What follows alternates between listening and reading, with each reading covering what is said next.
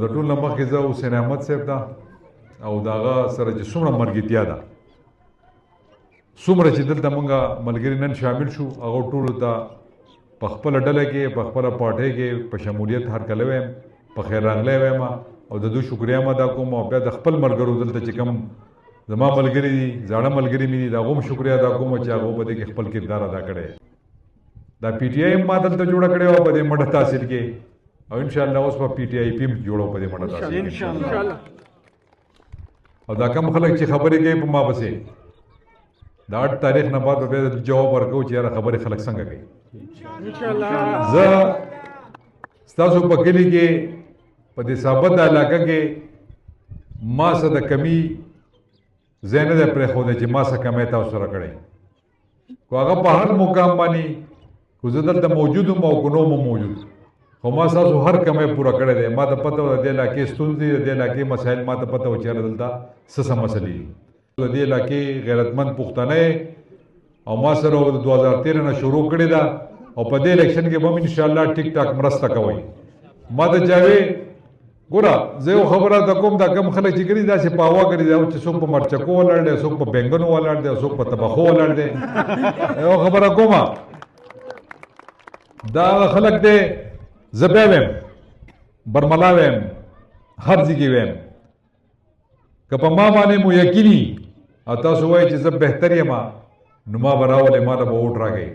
کو تاسو ته وایئ چې ته ټیک نه یې او بل بهتر دی، هغه بل بهتر له لاړ شئ، هغه له لاړ شئ چې هغه له ښه خدمت وکړي. خو کو زه تاسو ته د هغه نه ښه ښکارېږم په خدمت کې، نو بیا پکار دی چې تاسو زما مرسته وکړئ. او نور کو دا تاسو وایئ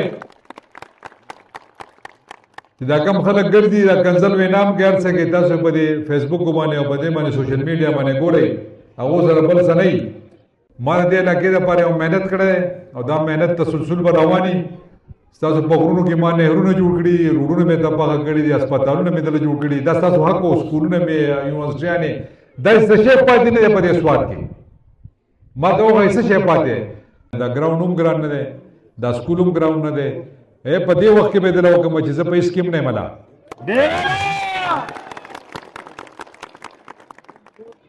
او زه د خلکو ته یم تاسو صرف د تاڼې نه یو کس خلاص کړي بس بیا هم خبره ښه ده، زه به خلاص شم، زه به نه کوم داسې، زه به نه کوم. خو بهرحال ما یو محنت کړی دی د دې علاقې د پرمختګ دپاره، د دې علاقې د ترقۍ دپاره، د دې علاقې د خوشحالۍ دپاره. او زما هم 3 ټکي منشور دی: امن، ترقي، خوشحالي.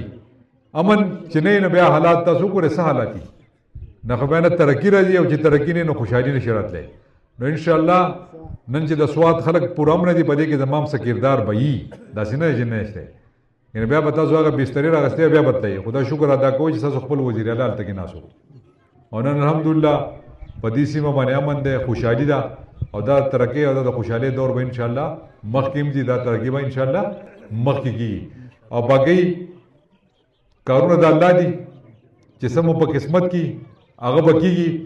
د جومات د سولرایزیشن نه والا، د امام مسجد د اعزازیې نه والا، د یونیورسټیانو نه والا، د هسپتالونو د اپګریډیشن نه والا، د سکولونو جوړولو نه علاوه د بلاشه کالجونو ګورئ، تاسو دا روډونه ګورئ. ما اوس تپوس وکړو د حسین احمد نه، ما دا لار شوې ده، وایي دا 3 کوره دي، هغو ته لار پخ شوې ده.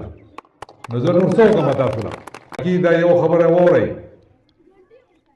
دا کم زړه چې زمونږ پارټي وه، زه نه په پارټۍ پسې خبرې کوم، نه زه په عمران خان پسې خبرې کوم، دا زما عادت نه دی.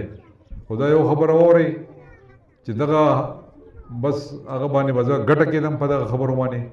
او موږ انشاءالله خپل سفر چې دی دا به د دې تسلسل به جاري ساتو، دا سفر به انشاءالله جاري وساري. او ما ته هېڅ تکلیف ځکه نشته چې دلته نن زه ګورم د بیدرۍ زما هغه ټیم ما سره ولاړ دی کوم چې 2013 نه ما سره دی. اوس خو پکې ډېر نوي ملګري راغلي دي. نن حسین احمد صاحب راغی، ډېر ملګرتیا نور هم را روانه ده، هغه پارټۍ کې شمولیت موږ سره کوي. او ته پته ده چې دا خلک د زړه زموږ له خدمت کوي، کړی هم دی، بیا به هم کوو، بیا به هم کوو.